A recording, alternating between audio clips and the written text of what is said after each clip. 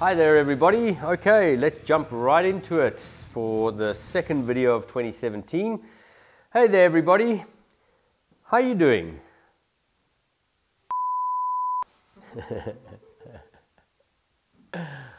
Hey there everybody. Today we are having a look at the 16 to 35 f2.8 Mark III, which has been released by Canon towards the tail end of last year, but I was traveling with it for a few months. I'm not a technical type of shooter. I don't like to get myself caught up in all of the specs that everyone throws out there. For me, photography is about an image. Let's get past the technical right off the bat and jump into a picture here of the Sydney Opera House. So all I can do is take it down to the far corners over here. For my money, that's entirely usable. That is entirely acceptable. I think when I push my 85 1.2 to the extremes, and extreme meaning shooting it at 1.2, it's a little bit softer than this in the corners.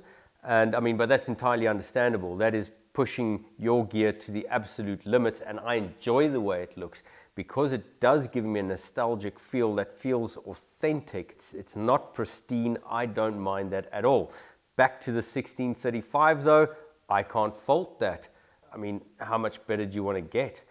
If we have a look at this shot of the cathedral, wherever I travel on the image, it seems pretty damn sharp to me.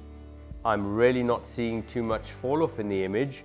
And as I said, I don't like to waste my time on the technicalities of these things. I have a look at it at face value. Is it acceptable to my own norms and standards that I would deliver a client? And absolutely yes, I am not faulting it. By what I've been reading out there, people that have used the previous version of the lens, they are overjoyed at the improvement in sharpness on this lens.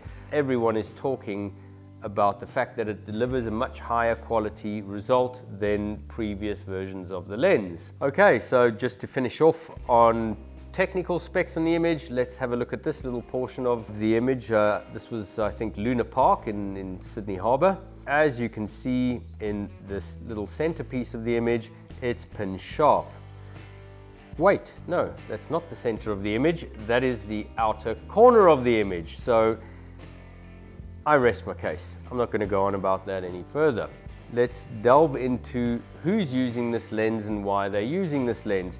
So there are a lot of sports action people out there, and I get that. I understand. You really wide. I can see myself lying down in a skate park, and yeah, I can imagine it's great for that. I gave that one a skip, but you're welcome to go and Red Bull it. And I moved on again to the Sydney Opera House. Okay, so outside of the obvious benefits of a super wide lens for sports, I found that in a city environment, a lot of the time, a 35mm end of the spectrum was maybe getting annoying because the frame was getting really busy. I couldn't isolate objects, especially moving through the city. I found myself tending to use a 85mm lens a lot more than what I used something like a 35. But then something magical happens. And when you start going even wider and the 16 starts accommodating a fuller picture of something, it starts making sense again. So there was a little zone for me from 35 down to 28 and 24. Sometimes that seemed too busy in a busy environment, but at 16, it became spectacular again. Now that's not to say that 24 and 28 are dead on this lens. It's really environment specific and what you're doing with it. So this image over here of Sydney Opera House and the restaurant in front, just a quick technical look at it.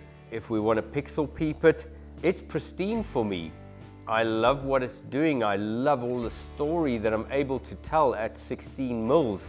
I mean, I can even see that she's upset with him because he slept with the other waitress the other night, and that relationship isn't going to last. man, all of the details there, the resolving power is fantastic. I'm loving this lens. Let's jump across the water quickly to the bridge. Nothing would suffice but 16 mils on this shot. I just couldn't get enough story in this situation. So I guess at the end of the day, if you're not just purely into landscapes or sports, this lens still has some fantastic applications. It's probably the most expensive selfie lens that I've ever used. Wide enough for that too, if that gets you going. All right, so let's check box number 2 then. That's quality. It does everything that you'd want it to do.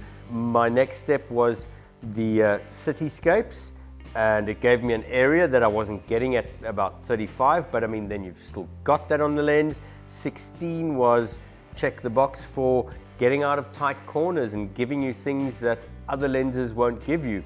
From there, I took it over to the landscapes. Let's have a look at this one. This was shot in Adelaide at West Beach. I'm a novice landscape photographer. I don't do a lot of landscapes, but this was a 30-second exposure at about f16. I found it to be pristine and doing everything that I expected it would do. Here's another shot on West Beach. Once again, I think this is sort of around about 28 mils, somewhere around about there. And I can't find anything to fault these images. What I did enjoy about the 16-35 was that when I wanted to create a little bit of depth, like you can see in these pictures, my model was a million miles away. It looked like she was stepping into the eye of the storm. And, you know, we're a bunch of photographers talking here, so obviously we don't mind divulging that it's not really like that. I mean, whether it was 20 or 30 meters away, I can't tell you, but it creates the perception of other viewers that will be looking at your work that you can place an object or a person a million miles away. So it gives you another level of depth, a different element to your storytelling. Check that box too, ability to manipulate an image. So I'm sort of fast becoming used to this 16-35 millimeter lens. Weight wise, it's a big lens. It is a big lens, but then again, that's all relevant and it depends what you're used to. I'm used to shooting with my 85 1.2, which is a heavy chunk of glass. So relevant to that, this feels very comfortable, very well balanced. It is slightly bigger than its predecessors. On all of my travels, most days, I had 2 cameras in my hand, one a 5DS with an 85 on it, and then this 5DSR with the 16-35 on it. And weight-wise, some people do complain that cameras get heavy and it gets a bit much at the end of a long day shoot. Nah, I don't know. That just depends what you're used to. If you're an old Moni pants, then yeah, it might get a little bit heavy for you, but really, I ran around with 2 cameras all day long and it feels really comfortable. That might be due to the ergonomics of the camera, that it's a really comfortable grip. I think if you put it onto a smaller body, any form of crop sensor body that's just got a slightly smaller grip, then I can understand that you might struggle a little bit.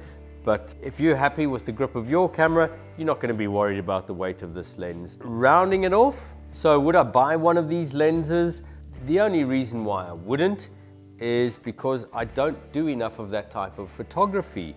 If I were into more sports action, and if I had the opportunity to get out into landscapes more often, then absolutely yes. I think this is a go-to. I have no qualms about its quality anywhere from 16 through to 35.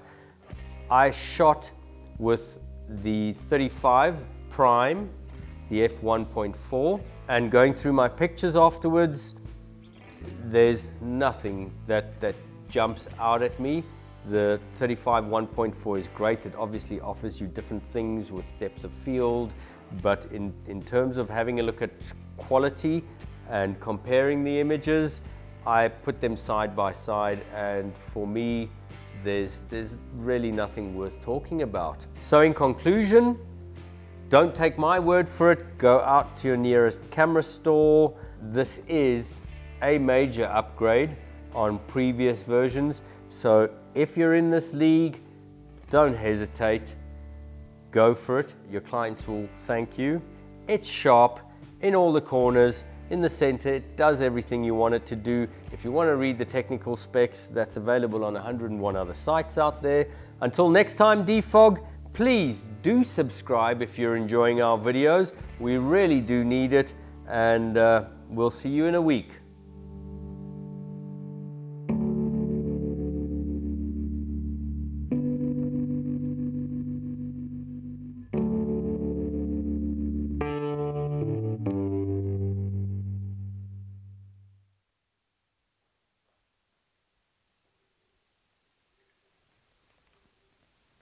Thanks for watching.